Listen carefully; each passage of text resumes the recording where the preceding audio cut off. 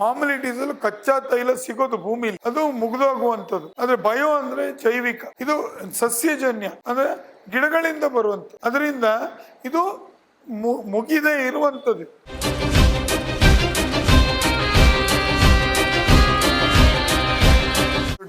ಡೆಲ್ಲಿಲಿ ಇವತ್ತು ಉಸಿರಾಡೋದು ಕೂಡ ತೊಂದರೆ ಆಗಿದೆ ಬಿಕಾಸ್ ಆಫ್ ಕಾರ್ಬನ್ ಡೈಆಕ್ಸೈಡ್.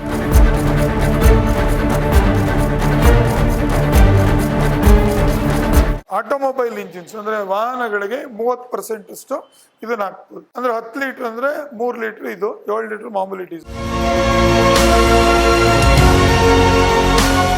ಎಲ್ರಿಗೂ ನಮಸ್ಕಾರ. ನನ್ನ ಹೆಸರು Shyamasundar. Mysuru the national institute of engineering ಕಾಲೇಜಿನಲ್ಲಿರುವಂಥ CREST centre for renewable energy and sustainable technology ಇದರ ಮುಖ್ಯಸ್ಥ ಹಾಗೂ ಕರ್ನಾಟಕ ರಾಜ್ಯ ಸರ್ಕಾರದ ಜಿಲ್ಲಾ ಜೈವಿಕ ಇಂಧನ ಕೇಂದ್ರ ಏನಿದೆ ಅಲ್ಲಿಗೆ ನೀವು ಬಂದಿದ್ದೀರಾ. ಅದಕ್ಕೆ ಮೈಸೂರು ಜಿಲ್ಲೆಯ ಸಂಚಾಲಕನು ಹೌದು. ಇವತ್ತು ನೀವು ಇಲ್ಲಿ ಜೈವಿಕ ಇಂಧನ ಕೇಂದ್ರ ಪ್ರತ್ಯಕ್ಷದ ಮಾಹಿತಿ ಕೇಂದ್ರಕ್ಕೆ ಬಂದಿದ್ದೀರಾ. ಇಲ್ಲಿ ನಾವು ಜೈವಿಕ ಇಂಧನ ಅಂದರೆ ಕನ್ನಡದಲ್ಲಿ ಜೈವಿಕ ಇಂಧನ ಅಂದರೆ ಇಂಗ್ಲೀಷ್ನಲ್ಲಿ ಬಯೋಡೀಸೆಲ್, ಅದನ್ನು ತಯಾರು ಮಾಡುವಂಥ ಒಂದು ಘಟಕನ ನೀವು ನೋಡ್ತೀರಾ. ಇದು ಕರ್ನಾಟಕ ರಾಜ್ಯ ಸರ್ಕಾರದ ಜೈವಿಕ ಇಂಧನ ಮಂಡಳಿ ಏನಿದೆ ಅದರಿಂದ ಪ್ರಾಯೋಜಿತವಾಗಿದ್ದು, ಜೈವಿಕ ಇಂಧನದ ಬಗ್ಗೆ ಹೆಚ್ಚು ಮಾಹಿತಿ ಕೊಡುವಂಥದ್ದು, ಮತ್ತು ಇಲ್ಲಿ ರಿಸರ್ಚ್ ಆ್ಯಂಡ್ ಡೆವಲಪ್ಮೆಂಟ್ ವೈಜ್ಞಾನಿಕವಾಗಿ ಆವಿಷ್ಕಾರಗಳನ್ನು ಮಾಡುವಂಥದ್ದು, ಮತ್ತು ಜೈವಿಕ ಇಂಧನ ತಯಾರು ಕೂಡ ಮಾಡ್ತೀವಿ. ಆ ಘಟಕಕ್ಕೆ ನೀವೆಲ್ಲರಿಗೂ ಸ್ವಾಗತ. ಇಲ್ಲಿ ಮುಖ್ಯವಾಗಿ ನಾವು ಜೈವಿಕ ಇಂಧನ ಯಾಕೆ ಬೇಕು ಮತ್ತು ಜೈವಿಕ ಇಂಧನ ಪ್ರಾಮುಖ್ಯತೆ ಬಗ್ಗೆ ನಾನು ಹೇಳ್ತೀನಿ. ನಮ್ಮ ದೇಶದ ಒಂದು ಇಂಧನ ಏನಿದೆ, ನಮ್ಮ ರಿಕ್ವೈರ್ಮೆಂಟ್ ಏನಿದೆ, ಅದರ 80% ನಾವು ಆಮದು ಮಾಡ್ಕೋತಾ ಇದ್ದೀವಿ. ಅಂದರೆ ಕೊಲ್ಲಿ ರಾಷ್ಟ್ರಗಳಿಂದ ಇರ್ಬೋದು, ರಷ್ಯಾದಿಂದ ಇರ್ಬೋದು, ಅಥವಾ ಉಕ್ರೇನಿಂದ ಇರ್ಬೋದು. ನಮ್ಮ ಇಂಧನ ಯಾವ್ಯಾವುದು, ಪೆಟ್ರೋಲ್ ಇರ್ಬೋದು, ಡೀಸೆಲ್ ಇರ್ಬೋದು, ಅಥವಾ ಕೆರೋಸಿನ್ ಸೀಮೆಎಣ್ಣೆ ಇರ್ಬೋದು, ಅಥವಾ ಏವಿಯೇಷನ್ ಫ್ಯೂಯಲ್ ವಿಮಾನಗಳಿಗೆ ಹಾಕುವಂಥ ಇಂಧನ ಇರ್ಬೋದು, ಅಥವಾ LPG ಇರ್ಬೋದು. ಇದನ್ನು ನಾವು ಕಚ್ಚಾ ತೈಲನೇ ತೊಗೊಂಡು ರಿಫೈನ್ ಮಾಡೋದಿರ್ಬೋದು ಮಾಡ್ಕೋತೀವಿ. ಆದರೆ ನಮ್ಮ ದೇಶದಲ್ಲಿ ಸ್ವಾವಲಂಬನೆ ಬರಬೇಕಾಗಿದೆ ಇಂಧನದಲ್ಲಿ. ಎರಡನೇದಾಗಿ ಇಂಧನಗಳು ಏನಿದೆ, ಈ ಒಂದು ಪೆಟ್ರೋಲಿಯಂ ಏನು ಹೇಳ್ತೀವಿ ಇಂಧನ, ಅವು ತುಂಬ ಕಲುಷಿತನೂ ಬರುತ್ತೆ. It creates lot of pollution. So carbon dioxide, ಇಂಗಾಲ ಆಮ್ಲ ಜಾಸ್ತಿ ಬರುತ್ತೆ. ಅದರಿಂದ ಸಲ್ಫರ್ ಕೂಡ ಇರುತ್ತೆ, ಗಂಧಕ ಇರುತ್ತೆ, ಲೆಡ್ ಇರುತ್ತೆ. ಅದು ಇವತ್ತು ನೀವು ನೋಡ್ತಿರ್ಬೋದು, ಜಾಗತಿಕ ತಾಪಮಾನ ಹೆಚ್ಚಳ, ಗ್ಲೋಬಲ್ ವಾರ್ಮಿಂಗ್. ಅದಲ್ದಲೇ ಇವತ್ತು ಏನು ಹೇಳ್ತಾ ಇದ್ದೀವಿ ಅಂದರೆ ವಾತಾವರಣ ವೈಪರೀತ್ಯತೆ, ಕ್ಲೈಮೇಟ್ ಚೇಂಜ್, ಇದು ಕೂಡ ಆಗ್ತಾ ಇದೆ. ನೀವೇ ನೋಡಿರ್ಬೋದು, ಡೆಲ್ಲಿಲಿ ಇವತ್ತು ಉಸಿರಾಡೋದು ಕೂಡ ತೊಂದರೆ ಆಗಿದೆ ಬಿಕಾಸ್ ಆಫ್ ಕಾರ್ಬನ್ ಡೈಆಕ್ಸೈಡ್. ಅದರಿಂದ ಮೈಸೂರು ನಗರ ಆದಷ್ಟು ಈಗ ಕಲುಷಿತದಲ್ಲಿ ಸಾಕಷ್ಟು ಕಡಿಮೆ ಇದೆ. ಹೀಗೆ ಇರಲಿ. ಮತ್ತು ನಮ್ಮ ದೇಶ ಕೂಡ ನಾವು ನಮ್ಮ ಒಂದು ಇಂಧನದಲ್ಲಿ ಸ್ವಾವಲಂಬನೆ ಬರಬೇಕು, ಮತ್ತು ಹಾಗೂ ನಮ್ಮ ಒಂದು ವಾತಾವರಣದ ಕಲುಷತೆ ಕೂಡ ಕಡಿಮೆ ಆಗಬೇಕು, ಇಂಗಾಲಾಮ್ಲ ಕಡಿಮೆ ಆಗಬೇಕು. ಅಂದರೆ ನಾವು ಈ ಜೈವಿಕ ಇಂಧನನ ಬಳಸಬೇಕು. ಸೊ ಜೈವಿಕ ಇಂಧನದಲ್ಲಿ ಮುಖ್ಯವಾಗಿ ನಮಗೆ ಒಂದು ಖಾದ್ಯವಲ್ಲದ ಬೀಜಗಳು ಅಂದರೆ ನಾನ್ ಎಡಿಬಲ್ ಸೀಡ್ಸ್, ಅದನ್ನು ಉಪಯೋಗ ಮಾಡ್ಬೋದು. ಯಾವುದು, ಉದಾಹರಣೆಗೆ ನಾವು ಹೊಂಗೆ ಇರ್ಬೋದು, ಹೊಂಗೆ ಬೀಜನ ಉಪಯೋಗ ಮಾಡಿ ಈ ಒಂದು ಎಣ್ಣೆನ ತೆಗೆದು ಇದನ್ನು ನಾವು ಬಯೋಡೀಸೆಲ್ ಅಥವಾ ಜೈವಿಕ ಇಂಧನ ಮಾಡ್ಬೋದು. ಅದೇ ರೀತಿ ನಾವು ಬೇವಿನ ಎಣ್ಣೆ ಕೂಡ ನಾವು ತೆಗಿಬೋದು, ಅದನ್ನು ಬೇವಿನ ಎಣ್ಣೆಯಿಂದನೂ ಮಾಡ್ಬೋದು. ಅಥವಾ ಹಿಪ್ಪೆ ಅಂತೀವಿ, ಹಿಪ್ಪೆ, ನಾಗಸಂಪಿಗೆ, ಸುರವನ್ನೆ, ಜತ್ರೋಪ, ಎಲ್ಲದರಲ್ಲೂ ನಾವು ಬಯೋಡೀಸೆಲ್ ಮಾಡ್ಬೋದು. ಅದಲ್ಲದಲ್ಲೇ ವೇಸ್ಟ್ ಕುಕ್ಕಿಂಗ್ ಆಯಿಲ್, ಕರ್ದು ಉಳಿದಂಥ ಎಣ್ಣೆ, ಅದು ರೆಸ್ಟೋರೆಂಟ್ಸಿಂದ ಇರ್ಬೋದು. ಈಗ ಉದಾಹರಣೆಗೆ ಇದು ವೇಸ್ಟ್ ಕುಕ್ಕಿಂಗ್ ಆಯಿಲ್ ನಮ್ಮ ಕಾಲೇಜು ಕ್ಯಾಂಟೀನ್ದು ವೇಸ್ಟ್ ಕುಕ್ಕಿಂಗ್ ಆಯಿಲು. ಅದಲ್ಲದೆ ಬೇರೆ ಬೇರೆ ಹೋಟ್ಲುಗಳಿಂದನೂ ತೊಗೋತೀವಿ. ಮಹೇಶ್ ಪ್ರಸಾದ್, ನೀಲಾಂಜನೆಯಿಂದ ತೊಗೋತೀವಿ, ಅಥವಾ ನಳಪಾಕು, ಎಲ್ಲ ಕಡೆಯಿಂದ ತೊಗೊಂಡು ಅದನ್ನು ಕೂಡ ನಾವು ಇವತ್ತು ಡೀಸೆಲ್ ಮಾಡ್ಬೋದು. ಸೊ ಬಯೋಡೀಸೆಲ್ ಅಂದರೆ ಇದೆ. ಏನಂದರೆ ನಮ್ಮಲ್ಲಿರುವಂಥ ಈ ನಾನ್ ಎಡಿಬಲ್ ಆಯಿಲ್ಸ್ ಏನಿದೆ, ಅಂದರೆ ವೇಸ್ಟ್ ಕುಕ್ಕಿಂಗ್ ಆಯಿಲ್ ತೊಗೊಂಡು ಅದನ್ನು ನಾವು ಒಂದು ವೈಜ್ಞಾನಿಕವಾಗಿ ಟ್ರಾನ್ಸ್ ಎಸ್ಟರಿಫಿಕೇಷನ್ ಅಂದರೆ ಅದರ ಒಂದು ವಿಸ್ಕಾಸಿಟಿ ಸಾಂದ್ರತೆನ ಕಡಿಮೆ ಮಾಡಿ ಅದನ್ನು ಉಪಯೋಗ ಮಾಡುವಂಥದ್ದು ಇಂಜಿನ್ನಲ್ಲಿ, ಅದಕ್ಕೆ ಬಯೋಡೀಸೆಲ್ ಅಂತ ಹೇಳ್ತೀವಿ. ಸೊ ಇಲ್ಲಿ ನೋಡೋಣ, ನಮ್ಮ ಘಟಕ ನೋಡೋಣ. ಇಲ್ಲಿ ನೀವು ಬೇರೆ ಬೇರೆ ಉಪಕರಣಗಳನ್ನು ನೋಡ್ತಾ ಇದ್ದೀವಿ. ಒಂದು ಚಿಕ್ಕ ಘಟಕ ಇದು. ಸುಮಾರು ಒಂದು ಸತಿಗೆ 50 ಲೀಟ್ರಷ್ಟು ನಾವು ಜೈವಿಕ ಇಂಧನ ಬಯೋಡೀಸೆಲ್ನ ಇಲ್ಲಿ ತಯಾರು ಮಾಡ್ಬೋದು. ಇಲ್ಲಿ ನಾವೇನು ಹೇಳ್ತೀವಿ, ಬೇರೆ ಬೇರೆ ಸೀಡ್ಸ್ ತಗೋತೀವಿ. ಉದಾಹರಣೆ ನೀವೇ ನೋಡಿ, ಇಲ್ಲಿ ನಾವು ಹೊಂಗೆ, ಬೇವು, ಲಕ್ಷ್ಮೀ ತರು ಅಂದರೆ ಸಿಮರೂಪ ಅಥವಾ ಜತ್ರೋಪ ಅಥವಾ ವೇಸ್ಟ್ ಕುಕ್ಕಿಂಗ್ ಆಯಿಲ್ ಇದನ್ನು ತಗೋತೀವಿ. ಇದು ತಗೊಂಡು ನಾವು ಏನು ಮಾಡ್ತೀವಿ, ಡಿಕಾಕ್ಟಿಕೇಟರ್ ಅಂತ. ಡಿಕಾಕ್ಟಿಕೇಟರ್ ಅಂದರೆ ಆಚೆ ಕಡೆ ಇರುವಂಥ ಸಿಪ್ಪೆಯನ್ನು ತೆಗಿತೀವಿ ಅದ್ರಲ್ಲಿ. ಈಗ ಹೊಂಗೆ ತೊಗೊಂಡ್ರೆ, ಈಗ ಇಲ್ಲೇ ನೋಡ್ತಾ ಇದ್ರೆ ಹೊಂಗೆ ಮರ ಇದೆ, ಹೊಂಗೆ ಬೀಜ ಇದೆ, ಪಾಡ್ ಅಂತ ಹೇಳ್ತೀವಿ ಇಂಗ್ಲೀಷ್. ಒಡೆದಾಗ ಒಳಗಡೆ ನಮಗೆ ಈ ಬೀಜ ಸಿಗುತ್ತೆ. ಸೊ ಹೊಡಿಯೋದನ್ನು ಕೈಯಲ್ಲಿ ಹೊಡಿಬೋದು, ಗ್ರಾಮಗಳಲ್ಲಿ ಹೊಡಿಬೋದು. ಉದಾಹರಣೆ, ಇದೊಂದು ಗ್ರಾಮದಲ್ಲೂ ಕೂಡ ಒಂದು ಸ್ವಸಹಾಯ ಸಂಘ ಕೂಡ ಇದನ್ನು ಮಾಡ್ಕೋಬೋದು. ಇದು ಮಾಡ್ಕೊಂಡಾಗ ಈ ಒಂದು ಹೊಂಗೆ ಬೀಜ ಸಿಗುತ್ತೆ, ಅದನ್ನು ಡಿಕಾಕ್ಟಿಕೇಟ್ರಲ್ಲಿ ತೆಗಿತೀವಿ. ಆಮೇಲೆ ಇನ್ನೇನು ಮಾಡ್ತೀವಿ, ಇದನ್ನು ಕ್ರಷ್ ಮಾಡಬೇಕಂದ್ರೆ ಅದನ್ನು ಎಣ್ಣೆ ತೆಗಿಬೇಕಿದೆ. ಸೊ ಇದಕ್ಕೆ ಕ್ರಷರ್ ಅಂತ ಹೇಳ್ತೀವಿ. ಇದು ಕ್ರಷರ್ಗೆ ಈ ಹೊಂಗೆ ಬೀಜನ ಹಾಕ್ಬೇಕು ಇದಕ್ಕೆ ಅನ್ಬಿಟ್ಟು.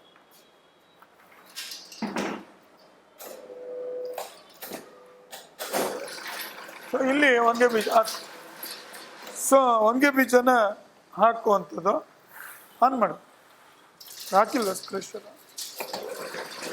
ಸೊ ಇಲ್ಲಿ ಹಾಕ್ತೀವಿ. ಈ ಹೊಂಗೆ ಬೀಜ ಹಾಕಿದಾಗ ಏನಾಗುತ್ತೆ, ನಮಗೆ ಒಂದು ಈ ಕಡೆಯಿಂದ ಎಣ್ಣೆ ಬರುತ್ತೆ. ಯಾವುದು,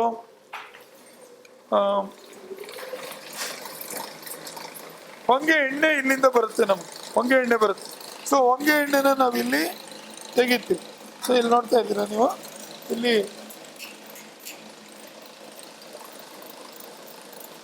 ಸೊ ಇದು ಹೊಂಗೆ ಎಣ್ಣೆ ಇದೆ, ಹೊಂಗೆ ಎಣ್ಣೆ ಬಂದಿರೋದು ಇದು ಇಲ್ಲಿಂದ ಬರುತ್ತೆ ಹೊಂಗೆ ಎಣ್ಣೆ. ಈ ಸ್ವಲ್ಪ ಆದ್ಮೇಲೆ ಬರುತ್ತೆ ಇದು ಎಣ್ಣೆ.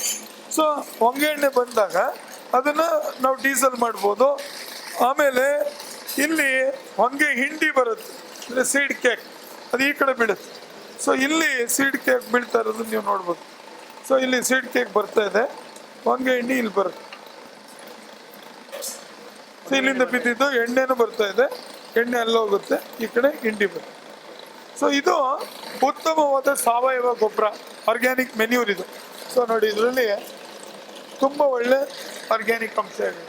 ಸೊ ಸಾವಯವ ಗೊಬ್ಬರ ಇದೆ ಇದು.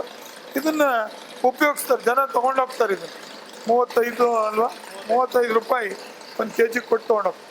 ಸೊ ಈ ಎಣ್ಣೆ ಬರುತ್ತೆ, ಈ ಎಣ್ಣೆನ ತಗೊಂಡು ನಾವು ಈ ಘಟಕಕ್ಕೆ ಹಾಕ್ತೀವಿ. ಇದಕ್ಕೆ ಟ್ರಾನ್ಸ್ಎಸ್ಟರಿಫಿಕೇಶನ್ ಅಂತ ಹೇಳ್ತೀವಿ. ಟ್ರಾನ್ಸ್ಎಸ್ಟರಿಫಿಕೇಶನ್ ಅಂದರೆ ಎಣ್ಣೆಯಲ್ಲಿರುವಂಥ ಸಾಂದ್ರತೆ, ವಿಸ್ಕಾಸಿಟಿನ ಕಮ್ಮಿ ಮಾಡ್ತೀವಿ.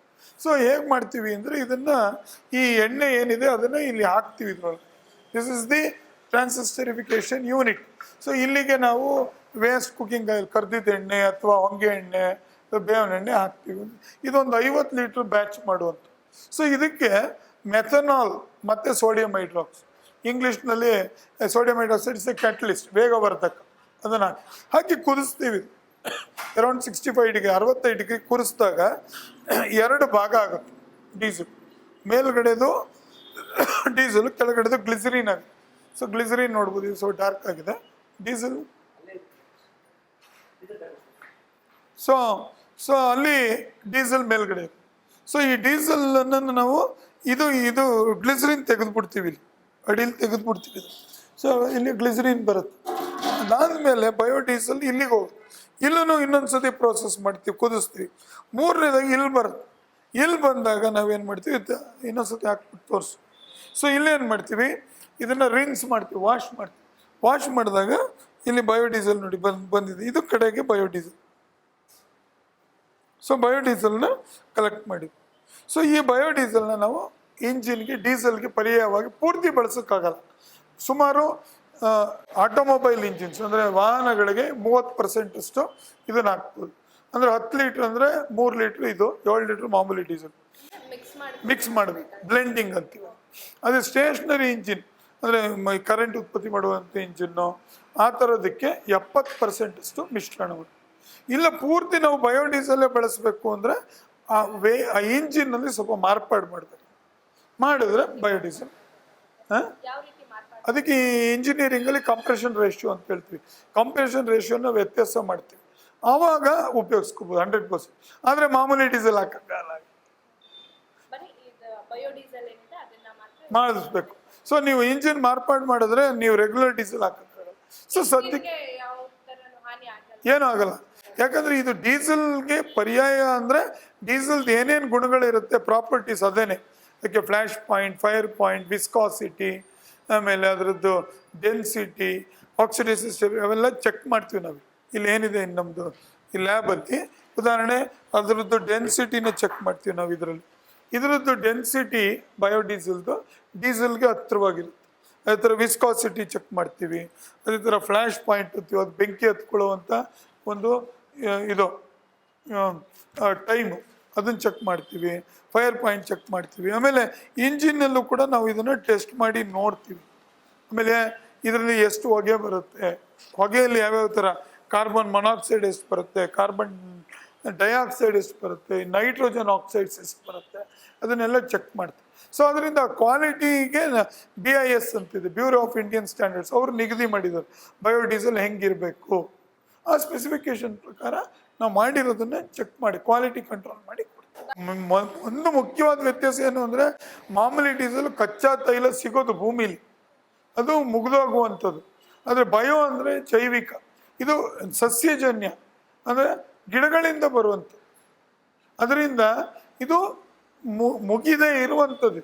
ಅಂದರೆ ಈಗ ಇದರಿಂದ ಹೆಚ್ಚು ಮರ ಬೆಳಿಬೋದು. ನೀವು ಹೆಚ್ಚು ಹೊಂಗೆ ಗಿಡ ಬೆಳೀರಿ, ಹೊಂಗೆ ಮರ ಬೆಳೀರಿ, ಬೇವು ಬೆಳೀರಿ, ಜತ್ರೋಪ ಬೆಳೀರಿ, ಏನು ಬೇಕಾದ್ರು ಎಲ್ಲ ಆಯಿಲ್.